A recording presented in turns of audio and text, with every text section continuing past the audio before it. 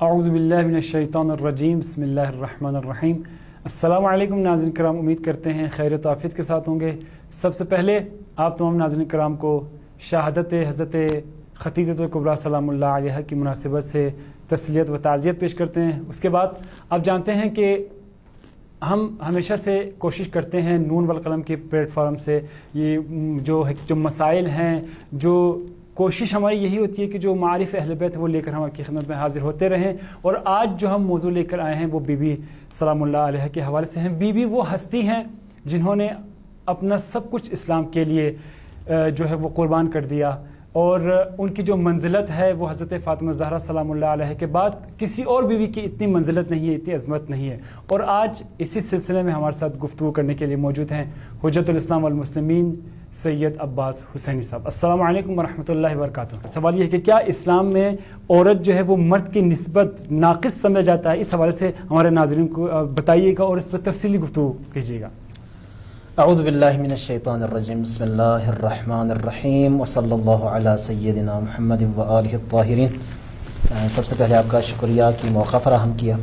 دیکھیے، یہ سوال کہ اسلام میں، دین مبین اسلام میں عورت کا کیا مقام ہے، عورت کی کیا منزلت ہے، یہ ایک اہم سوال ہے۔ کہا جاتا ہے کہ اسلام نے عورت کو وہ مقام نہیں دیا، وہ منزلت نہیں دی، یا اسلام کے اندر عورت کو ایک ناقص مخلوق سمجھا جاتا ہے۔ یہ بات بالکل بھی درست نہیں ہے۔ اسلام کی نظر میں ان اکرمکم عند اللہ اتقاکم، اعلان فرما دیا خداوند متعال میں کہ تم میں سب سے بہترین وہ ہے، سب سے بافضیلت وہ ہے جو سب سے باتقوا ہے۔ اب اس میں یہ نہیں کہا گیا کہ مردوں میں یا خواتین میں، سب میں جو سب سے زیادہ باتقوا ہے وہی سب سے زیادہ بافضیلت ہے۔ اسی طرح سے بعض علماء نے نہایت خوبصورت نقطہ بیان کیا کہ انسان کی جو حقیقت ہے وہ اس کی روح ہے، اس کا بدن نہیں ہے۔ بدن کو تو موت آتی ہے اور بدن ختم ہو جاتا ہے، اصل انسان کی روح ہے۔ روح جو انسان کی ہے وہ نہ مذکر ہے نہ مؤنث ہے، اور اسی روح کی بنا پر انسان ترقی اور تکامل کے مراحل طے کرتا ہے۔ اب یہاں پر خصوصی طور پر جب ہم دین مبین اسلام کی بات کرتے ہیں تو دین مبین اسلام سے پہلے جاہلیت کا ایک دور رہا ہے، آپ جانتے ہیں۔ تو اس دور میں، جاہلیت کے دور میں، انسان کو واقعاً ایک پست مخلوق، عورت کو پست مخلوق سمجھا جاتا تھا۔ صحیح۔ کسی کے گھر میں بیٹی کی پیدائش ہوتی تھی تو قرآن کا یہ کہنا ہے، جس طرح سے کہا کہ زندہ درگور کرنے کی بھی ایک عادت تھی ان کے ہاں۔ قرآن کی آیت کہتی ہے کہ وَإِذَا بُشِّرَ أَحَدُهُمْ بِالْأُنثَىٰ ظَلَّ وَجْهُهُ مُسْوَدًّا، جب کسی کو بیٹی کی بشارت دی جاتی تو اس کا چہرہ سیاہ ہو جاتا، وَهُوَ كَظِيمٌ، وہ غصے میں آ جاتا، يَتَوَارَىٰ مِنَ الْقَوْمِ، وہ قوم سے چھپ جاتا، مِنْ سُوءِ مَا بُشِّرَ بِهِ، یہ کہتے ہوئے کہ کتنی بری بشارت مجھے دی گئی ہے۔ أَيُمْسِكُهُ عَلَىٰ هُونٍ، آیا میں خفت کے ساتھ اس کو زندہ رکھوں، ام یدسہ فی التراب، یا اس کو زمین میں زندہ گاڑ دوں۔ الا ساء ما یحکمون، یہ کتنا برا فیصلہ کرتے ہیں۔ تو یہ قرآن مجید نے کہہ دیا اور کہا کہ نہیں، بیٹی اگر پیدا ہو تو اس طرح کا رویہ نہیں ہونا چاہیے۔ لہٰذا رسول گرامی اسلام نے فرمایا خیر اولادکم البنات، تمہاری جو بہترین اولاد ہے وہ تمہاری بیٹیاں ہیں۔ اسی طرح سے خود رسول گرامی اسلام سے منقول ہے کہ جس نے 2 بیٹیوں کی پرورش کی یا 2 بہنوں کی پرورش کی، بعض روایات میں 3 کا بھی تذکرہ ہے، 3 بیٹیوں کی پرورش کی یا 3 بہنوں کی پرورش کی، اس کے اوپر جنت واجب ہے۔ اسی طرح سے مثلا کہا گیا کہ اگر تم کہیں سفر پر جاؤ اور کوئی ہدیہ لے کر آؤ تو بیٹوں سے پہلے جو ہے وہ بیٹیوں کو وہ ہدیہ دے دو۔ روایت کے الفاظ یہ ہے کہ وَلْيَبْدَأُوا بِالْإِنَاثِ قَبْلَ الذُّكُورِ، اللہ اکبر، کہ بیٹوں کو ہدیہ دینے سے پہلے بیٹیوں کو ہدیہ دو۔ فَإِنَّ مَنْ فَرَّحَ ابْنَتَهُ، جس نے اپنی بیٹی کو خوش کیا، فَكَأَنَّمَا اِعْتَقَ رَقَبَةً مِّن وُلْدِ بنی اسماعیل، اس نے گویا بنی اسماعیل میں سے ایک غلام آزاد کیا۔ اللہ اکبر۔ تو اس طرح سے اسلام نے عورت اور بیٹی کے حوالے سے، اس کی فضیلت کے حوالے سے بہت زیادہ، خود رسول گرامی اسلام کی ہم سیرت طیبہ دیکھ لیں تو اس سیرت میں بھی اسی طرح سے کتنی زیادہ تعظیم کیا کرتے تھے۔ اور خود جناب سیدہ زہرا سلام اللہ علیہا سب سے بڑی مثال ہے اس طرح سے، جناب سیدہ خدیجۃ الکبریٰ سلام اللہ علیہا، کہ اسلام کے اندر عورت ہوتے ہوئے انسان ترقی اور تکامل کے وہ کون سے منازل طے کر سکتا ہے کہ جہاں پر آ کر ایک خاتون سیدت نساء العالمین بن جاتی ہیں، جہاں آ کر ایک خاتون کے احترام میں رسول گرامی اسلام کھڑے ہو جایا کرتے ہیں۔ اسی طرح سے مثلا کہا گیا کہ الجنت تحت اقدام الامہات، کہ جنت ماں کے قدموں تلے ہیں. اس طرح سے بہت ساری روایات، اسی طرح سے آیات کا بھی میں نے مختصر اشارہ کیا. ان سب سے یہ بات بالکل واضح ہو جاتا ہے، یہ بات بالکل واضح ہو جاتی ہے کہ اسلام کے اندر عورت کا ایک خاص مقام ہے، عورت کی ایک خاص منزلت ہے. ماشاءاللہ بہترین انداز میں آپ اس کو بیان کر رہے ہیں، اور آپ نے بہت مفصل انداز سے جو مقام ہے، جو منزلت ہے، وہ آپ نے بیان کیا. اب اسی تناظر میں حضرت خدیجہ کبریٰ سلام اللہ علیہا کی جو عظمت ہے، جو مقام ہے، اس کو بیان کیجیے. جی جناب سیدہ خدیجہ سلام اللہ علیہا کی منزلت اور ان کا مقام بہت زیادہ ہے. مثلا وہی روایت جو ابھی تھوڑی دیر پہلے خود رسول گرامی اسلام سے جو منقول ہے کہ الجنت تحت اقدام الامہات، جنت ماں کے قدموں تلے ہے. اب آپ مجھے بتائیے اس ماں کی کیا عظمت ہوگی کہ جس ماں کے قدموں تلے 12 اماموں کی جنت ہے. سبحان اللہ سبحان اللہ، کیا 12 اماموں کی جنت ہے.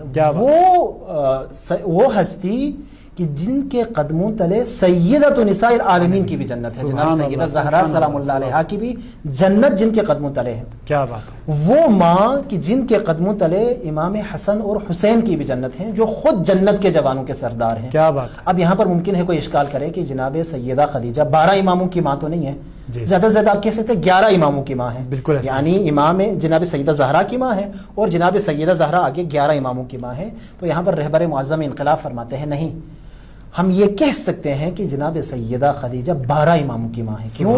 اس وجہ سے کہ آپ جانتے ہیں، تاریخ میں یقیناً مطالعہ کیا ہوگا کہ امیر المومنین علیہ السلام کی پرورش، امیر المومنین علیہ السلام کی تربیت رسول گرامی اسلام کے گھر میں ہوئی ہے. اللہ اکبر. تو امیر المومنین علیہ السلام ابھی چھوٹے تھے تو جناب سیدہ خدیجہ سلام اللہ علیہا کی گود میں آپ کی تربیت ہوئی. سبحان اللہ. کیا اس لحاظ سے ہم بات. کہہ سکتے ہیں کہ جناب سیدہ خدیجہ نے امیر المؤمنین علیہ السلام کے حق میں مادری کی ہے. سبحان اللہ. اس لحاظ سے 12 اماموں کی آپ ماں ہیں امیر المؤمنین کو بھی ملا کے.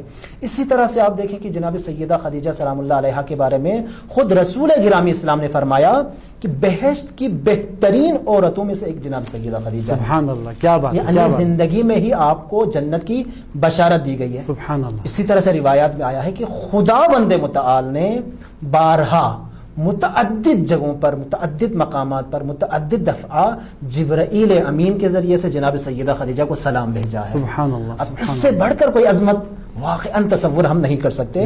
اسی طرح سے جناب سیدہ خدیجہ سلام اللہ علیہا کی عظمت کے لیے یہی کافی ہے کہ جس وقت جناب سیدہ زہرا کی ولادت ہونی تھی، اس ظاہری دنیا میں تشریف لانا تھا، تو آپ جانتے ہیں کہ قریش کی تمام خواتین نے بائیکاٹ کیا ہوا تھا.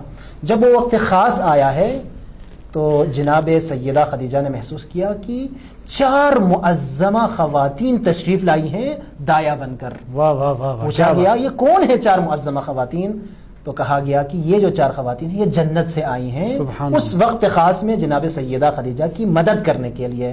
ایک نے کہا کہ میں حوا ہوں، ایک نے کہا میں آسیہ ہوں، ایک نے کہا کہ میں مریم بنت عمران ہوں، اور ایک نے کہا میں موسیٰ کی بہن ہوں. تو جنت کی خواتین جس کے لیے دایا بن کر آئے، اس عظیم ہستی کا نام جناب سیدہ خدیجہ سلام اللہ علیہ. سبحان اللہ. کیا مقام منزلت اب بیان کریں. واقعا جو بندہ سن رہا ہے وہ خود بھی لطف اندوز ہو رہا ہے اس جو بہترین انداز سے آپ بیان کر رہے ہیں. اب کیونکہ آپ نے مقام اور منزلت کے حوالے سے گفتگو ہماری ہو گئی، اب میں چاہ رہا ہوں کہ ان کی سیرت کے حوالے سے کچھ گفتگو ہو، ان کی جو کچھ سیرت کے حوالے جو پہلو ہیں اس حوالے سے ہمارے جو ناظرین دیکھ رہے ہیں ان کو ذرا بتائیے گا. جی جناب سیدہ خدیجہ سلام اللہ علیہا کی سیرت اور ان کے کردار کے حوالے سے، اور خاص طور پر اسلام کے لیے جو ان کے خدمات ہیں، اس حوالے سے اگر ہم گفتگو کرنا چاہیں، سب سے پہلی بات یہ ہے کہ جناب سیدہ خدیجہ سلام اللہ علیہا ایک پاکیزہ فطرت کی مالک خاتون تھی. سبحان اللہ. اور اس کے بعد اس بات کے اوپر دلیل کیا ہے؟ اس بات کے اوپر دلیل یہ ہے کہ وہ جو پورا واقعہ آپ کے ذہن میں ہے کہ ان کا غلام گیا شام کے اس سفر میں رسول اللہ اسلام کے ساتھ، جب واپس آ کر اس نے وہ سارا واقعہ سنایا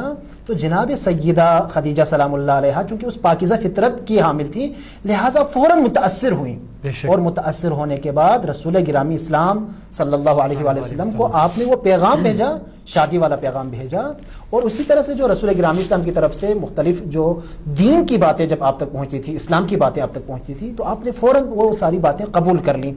لہٰذا سب سے پہلے خواتین میں سے، جس طرح سے کہا جاتا ہے کہ خواتین میں سے سب سے پہلے جو اسلام لائی ہیں وہ جناب سیدہ خدیجہ سلام اللہ علیہا ہے. اور اسی طرح سے دیکھیں ایک فرق ہے، جناب سیدہ خدیجہ سلام اللہ علیہا نے اس وقت رسول اللہ کا ساتھ دیا ہے جب مکی دور تھا، جب سخت مرحلہ تھا، جب کوئی ساتھ نہ تھا، اس وقت رسول خدا کا ساتھ دیا ہے، اپنا سارا مال دین اسلام کے اوپر خرچ کیا. آپ عرب کی مالدار خواتین میں سے تھیں، سارا کا سارا مال، اور اسلام کے پھیلاؤ میں اور اسلام کی تبلیغ میں، ترویج میں جناب سیدہ خدیجہ سلام اللہ علیہا کا اہم کردار ہے. واقعا جس طرح سے کہا گیا کہ اگر علی کی تلوار نہ ہوتی اور جناب سیدہ خدیجہ کا مال نہ ہوتا، اسلام شاید اتنا نہ پھیلتا.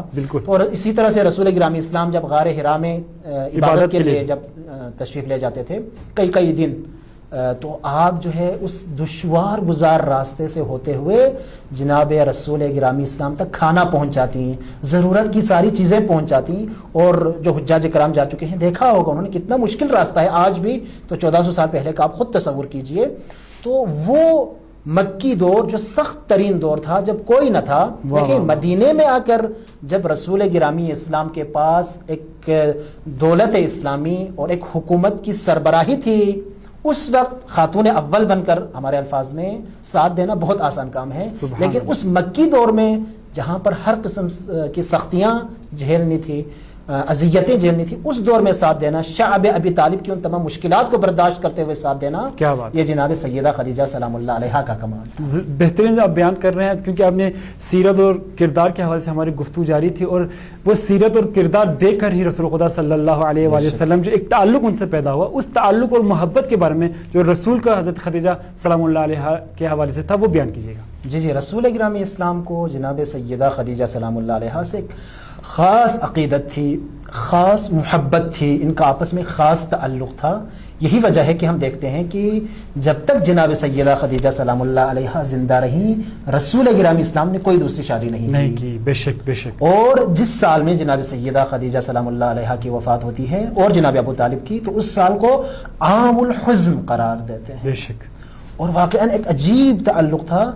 لہٰذا بعض دوسری خواتین، خود رسول اللہ صلی اللہ علیہ وسلم کی بعض دوسری بیویاں جب یہ چیز دیکھتی تھیں تو وہ حسد میں مبتلا ہوتی تھیں، اور جناب سیدہ خدیجہ سے بھی اور ان کی بیٹی جناب سیدہ زہرا سلام اللہ علیہا سے رسول اللہ کی جب محبت کو وہ لوگ دیکھتی تھیں تو وہ حسد میں مبتلا ہوتی تھیں، حسد کا شکار ہو جاتی تھی. لہٰذا خود جناب سیدہ عائشہ سے ہے کہ انہوں نے کہا ایک مرتبہ کہ ایک بوڑھی عورت کے لیے جو ہے آپ اتنا زیادہ پریشان کیوں ہیں، کیوں بار بار ان کو یاد کرتے رہتے ہیں. تو اس وقت جو رسول خدا کا جواب ہے وہ سننے والا ہے. اسی جواب میں جو ہے رسول خدا کے اس جواب میں جناب سیدہ خدیجہ سلام اللہ علیہا سے جو آپ کا ایک تعلق ہے وہ سارا کا سارا اس ایک میں ہے. تو اس وقت رسول خدا نے فرمایا این مثل خدیجہ، خدیجہ جیسی کہاں ہے. یعنی کہ خواتین کو بتا دیا کہ تم میں سے کوئی جناب سیدہ خدیجہ کے برابر، ان کی برابری نہیں کر سکتی. صدقتنی حین کذبنی الناس، جناب سیدہ خدیجہ نے اس وقت میری تصدیق کی جب لوگ مجھے جھٹلا رہے تھے. ووازرتنی علی دین اللہ، دین خدا میں میری مدد کی، میری نصرت کی. وَأَعَانَتْنِي عَلَيْهِ بِمَالِهَا، اور دین خدا کے حوالے سے اپنے مال کے ذریعے سے میری مدد کی. اور اسی طرح سے روایات میں آیا ہے کہ بعض دفعہ جب رسول خدا کوئی قربانی کرتے تھے، کوئی گوسفند وغیرہ ذبح کرتے تھے، تو اس گوسفند کے گوشت میں سے جناب سیدہ خدیجہ سلام اللہ علیہا کی جو خاص ان کی سہیلیاں ہوتی تھیں، قریبی جو رشتہ دار وغیرہ ہیں، ان کو خاص حصہ بھیج دیا کرتے تھے. تو رسول خدا صلی اللہ علیہ وسلم نے اپنی جناب سیدہ خدیجہ سلام اللہ علیہا کی زندگی میں بھی اور بعد از وفات سیدہ خدیجہ سلام اللہ علیہا بھی اپنی محبت، اپنی عقیدت کا بار بار آپ نے اظہار کیا. واقعاً یہ بیوی عظیم مرتبت والی بیوی ہیں کہ جن کی وفات کے سال کو رسول خدا نے اتنے آپ متاثر ہوئے عام الحزن قرار دیا اور اپنے غم اور اندوہ کا آپ نے اظہار فرمایا. آپ کا بہت بہت شکریہ. باقی داموں میں گنجائش نہیں تھا، ورنہ گفتگو اگر ہم کرنا چاہیں تو بہت زیادہ لمبی ہو سکتی تھی. بہت زیادہ شکریہ کہ آپ تشریف لائیں. اور ناظرین کرام، امید کرتے ہیں کہ آپ نے جو ہمارا پروگرام ہے پسند کیا ہوگا.